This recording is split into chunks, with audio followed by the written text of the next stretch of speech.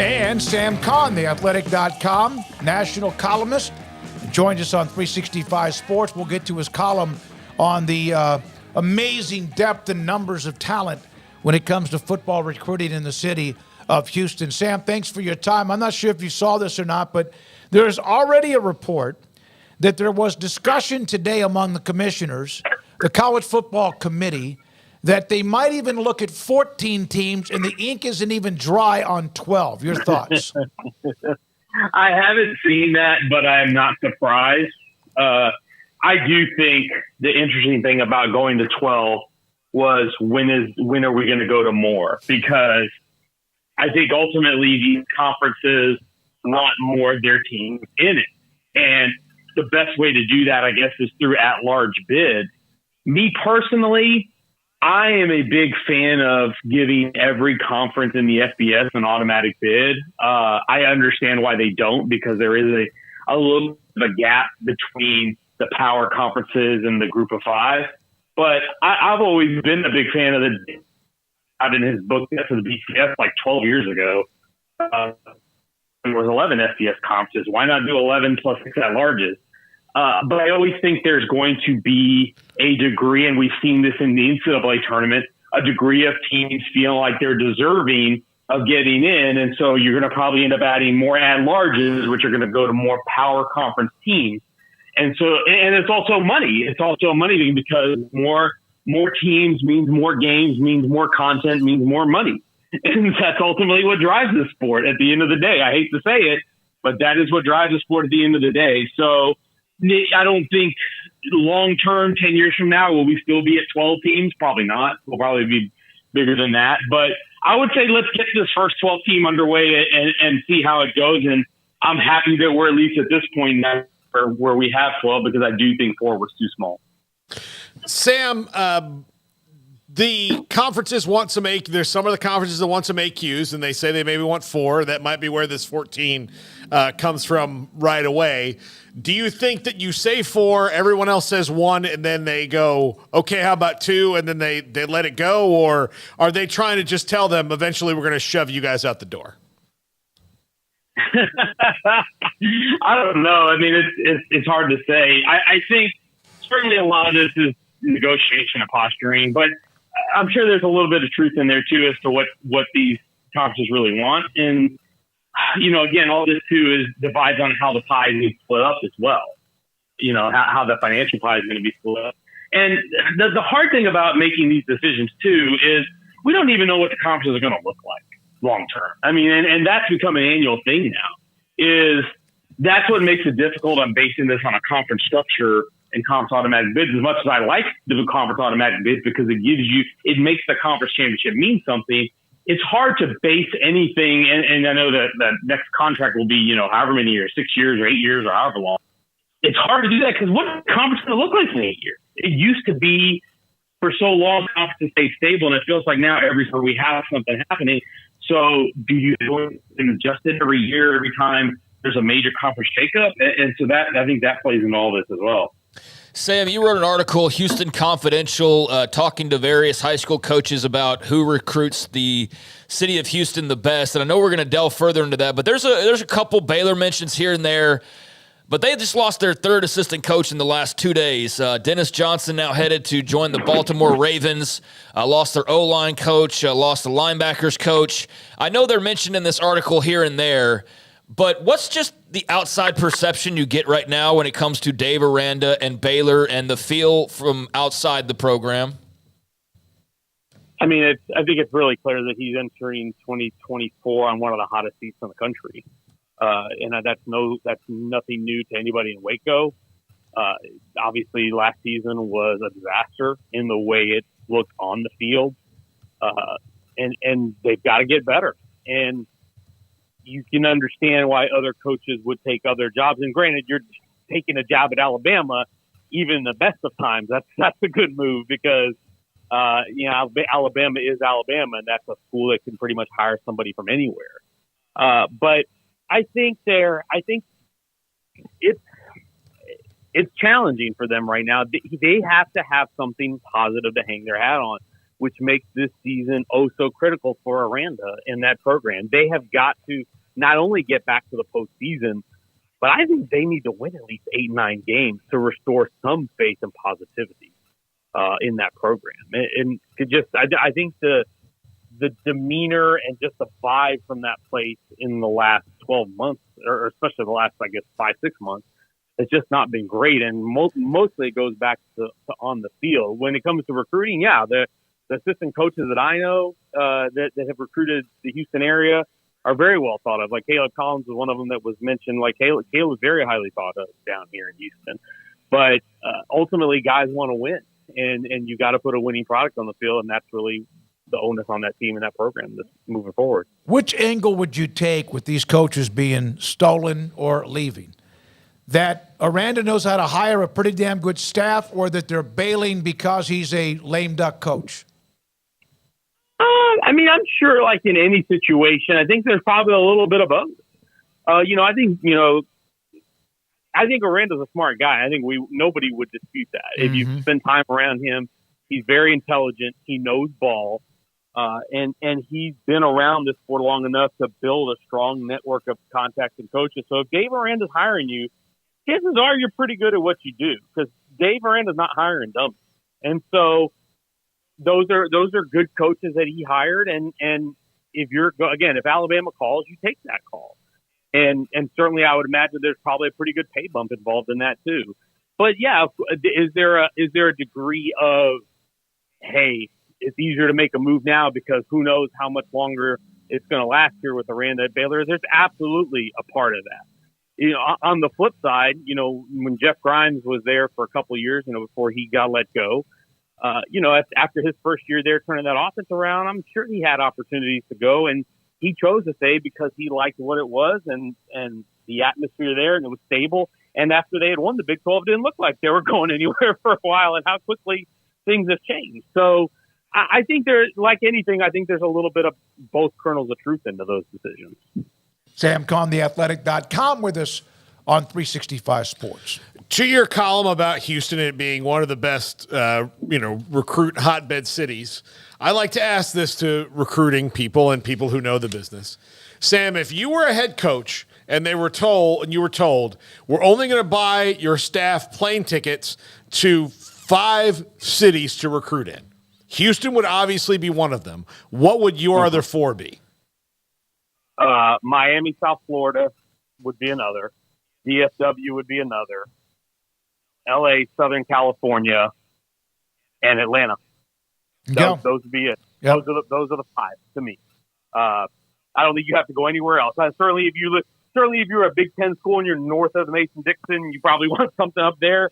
But I've lived most of my life down here, so brother, give me those 5 cities. I'll win a national championship if I recruit those 5 cities. I don't disagree with any of them. I was thinking about perhaps somewhere in Ohio or in Michigan, but no. New Jersey, maybe. Yeah. But I think every single one of those areas, and those are large metroplex areas, but I think you're exactly right. Some are growing, but what they have in Georgia now has been smoldering for more than just the last 5 or 6 years. That has fed college football programs, and not just the Bulldogs. Yeah, 100%.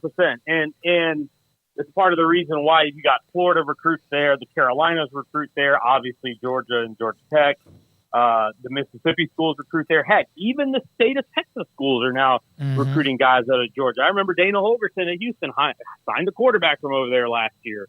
I've seen Texas and Texas A&M reach into Georgia in these last few years. So, yeah, that region of the country is growing a lot, and the talent and competition is pretty good, and so you can get strong evaluation. You get some pretty damn good players out.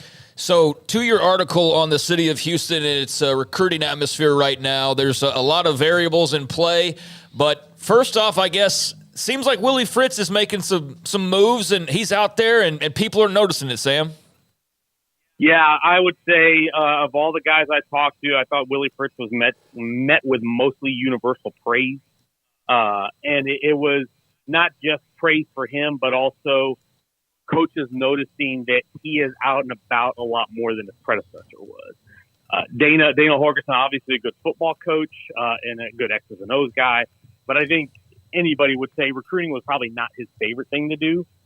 His previous staff did get some positive marks, like the assistant coaches that were on that staff before. But this one has seemed to have hit the ground running in the winter contact period. And I think Willie Fritz has done a good job of just spending time doing the face of the program stuff, shaking hands, kissing babies, spending time with the people out there, not even just in recruiting, even on campus at basketball games. When he's at basketball games, he's out there mingling with the people at U of H basketball games, and people notice that and see that, and I think that's making some waves for him. At some point around May or so, Joni Lehman's going to send out an email to us about trying to predict the Big 12 football conference. Is that even possible with how many teams are now a part of it? Yeah, I'm gonna have to pass on that because 1 to 16, and so many of these programs are at a similar level. Yep. Which is what makes it hard. It's not like there's really dominant programs that you say, well, their talent level is way above everybody else's. Everyone kind of recruits in the same 40 spot range, from the high 20s to the low 50s, maybe high 60s. It's a pretty close together. I guess, for lack of a better term, everybody's on the same salary cap.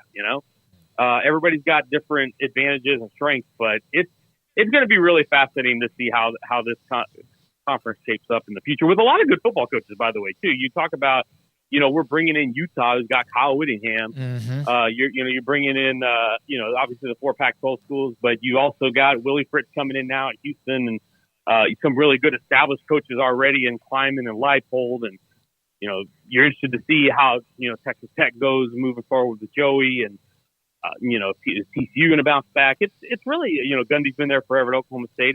It's a lot of really good football coaches in this conference. It's going to make it hard to dominate the league, honestly.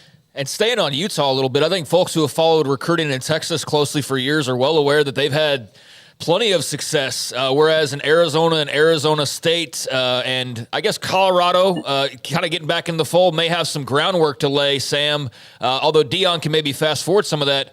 Morgan Scalley is a name that you mentioned in the article, and he's been basically an institution recruiting in Texas the last several years, has he not? Yeah, no, I started covering recruiting in 2012, and buddy, I've been hearing Morgan Scalley's name around these parts for that long, for the last 12 years. There are a few guys outside the state of Texas who recruit the state of Texas, and particularly the Houston area as well as he does. I was not shocked at all, but still it was amusing to hear how many coaches dropped his name to me as somebody who really stood out. And so he's done a really good job. And there's a reason you look at why that program succeeds. They find guys who are not necessarily 4-star, 5-star types, that are developmental guys that they're able to get in the program, develop them, hang on to them, and turn into star football players that help them win championships. It's really incredible what they've done, and he's kind of the tip of the iceberg for that. If you want to do a trip down memory lane on Houston, recruiting Houston, there was a man named Elmer Red. He was on Houston's staff when Bill Yeoman was there. I think he was from Lufkin, Texas, and he had as much of a pipeline into Houston as anybody ever has. And that just to throw that out there, that's from my years when I was working in the Lufkin, Nacogdoches area. He was the godfather of recruiting Houston. Sam, I want to bring up one other thing. We brought this up today with the possibility, if there ever is that, break off, whatever. I don't think it's going to happen, but if it ever does, don't you think, if in fact it does, and I don't think it will happen, that the schools that are putting in so much money for facilities and stadiums and all of that, salaries, and a lot of them are in the Big 12, a bunch of them are in the Big 12, would that not cripple them, and some of the stuff they've built would just end up being nothing but a bunch of concrete and weeds? It's going to be a case-by-case thing, I think. It's how much of your facilities project, how much debt service do you have on those things? If they're newer, obviously you have a lot. If they're, 10 years old, hopefully you paid those down and you don't have that much on it. But essentially somebody's, that bill's got to get paid one way or another. Yeah, that'll hurt it. And I think that's part of the issue and why we are where we are today is because revenues in this sport exploded over a couple decades, really it felt like from the mid 90s until, all the way up until now, that these revenues from the TV networks have continued to explode and athletic departments have grown. And so many of these departments now have over $100 million budgets. Mm-hmm. And the place to put those, you're not supposed to really be turning a profit because this is not supposed to be a profitable venture. And so you had to put it somewhere. So you put it in coaching salaries and you put it in facilities. Well, because you could have put it in players then. You could have scared some of that TV revenue back then. But we didn't do it, so we put it into that.